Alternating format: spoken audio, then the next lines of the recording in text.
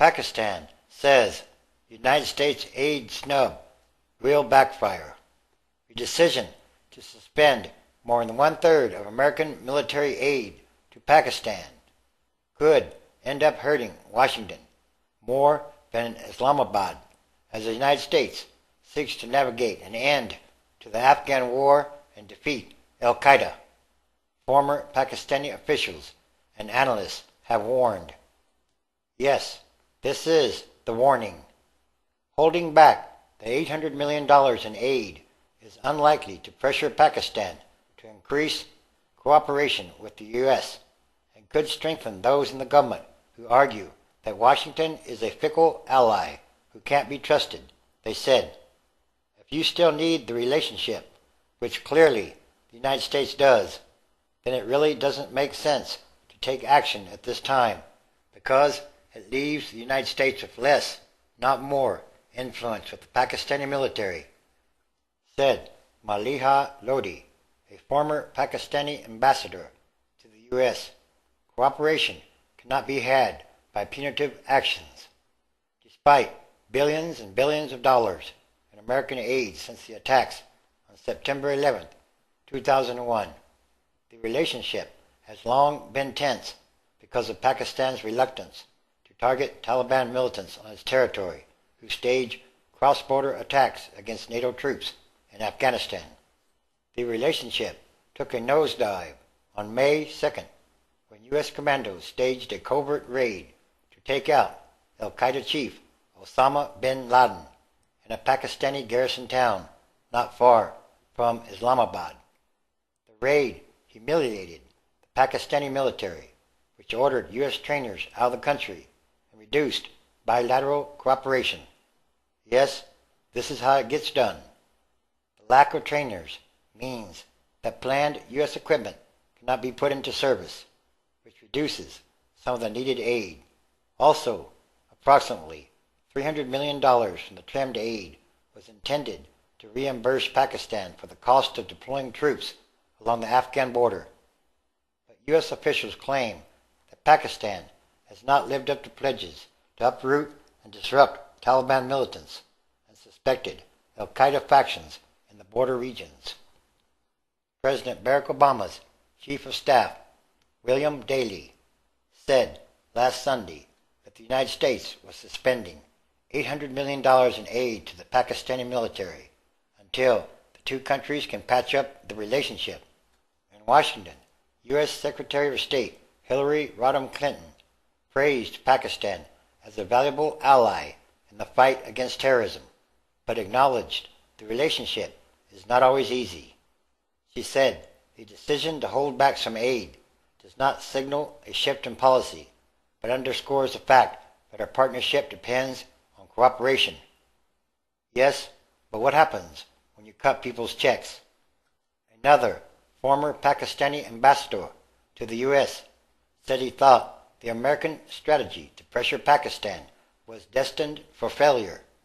I think it is unwise to expect the Pakistanis to buckle under what is a publicly delivered snub, said the former ambassador.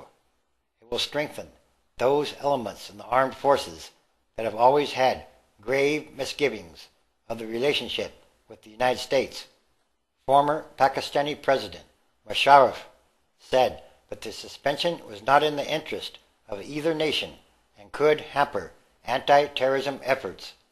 We are weakening the country and the army, Musharraf said during an address at Rice University's Baker Institute of Public Policy.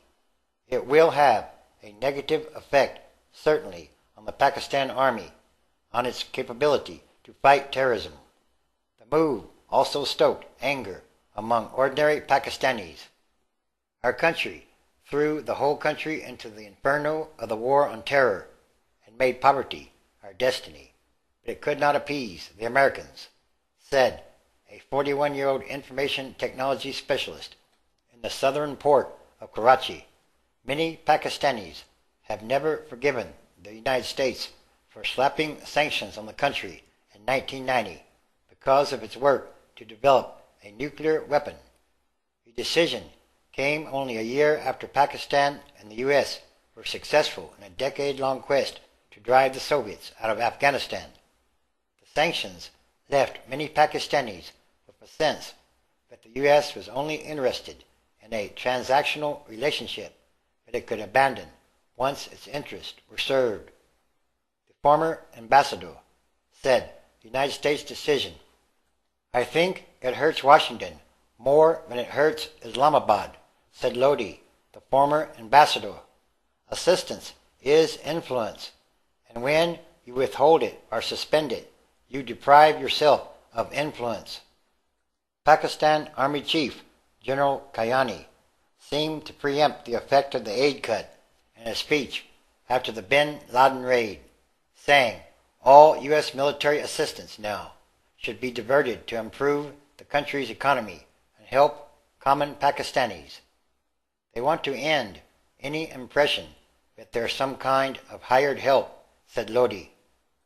Some analysts have predicted that the suspension of military aid could hurt the military's war against the Pakistani Taliban over the long run, especially since the country is suffering an economic slump. It is unclear what other actions Pakistan will take in response to the suspension of U.S. military aid. It could be less helpful in targeting al-Qaida fighters within the country and in pushing Afghan Taliban militants with whom it has historical ties to negotiate an end to the Afghan war. Yes, this is how Revelation chapter 18 comes to pass or happens. Pakistan is also believed to secretly support United States drone strikes against militants in the country's mountainous tribal region. That support has been seriously shaken in the wake of the bin Laden raid and could be further imperiled by the suspension of aid. The U.S. has said it has no intention of stopping the covert CIA program despite rising tensions with Pakistan. One of the most high-profile points of leverage that the Pakistanis have with the U.S. is the shipment of a large percentage of non-lethal supplies through the country to NATO troops in Afghanistan. Pakistan temporarily closed the border to NATO supplies last year after an accidental U.S. helicopter strike killed 2 Pakistani troops. It is unclear that the suspension of aid could provoke a similar response. When you take this kind of action, you reinforce the transactional nature of the relationship, said Lodi. The moment you do that, all bets are off because the response will not be a very positive one. Yes, this too is another sign of the times and another physical manifestation of the book of Revelation. Revelation chapter 17, verse 15. And he said unto me, the waters which thou saw, where the whore stands, are peoples and multitudes and nationalities and languages. 16. And the 10 horns which thou saw upon the beast, these shall hate the whore, and shall make her desolate and naked, and shall eat her flesh, and burn her with fire. 17. For God has put in their hearts to fulfill his will, and to agree, and give their kingdom or nation unto the beast, until the words of God shall be fulfilled. 18.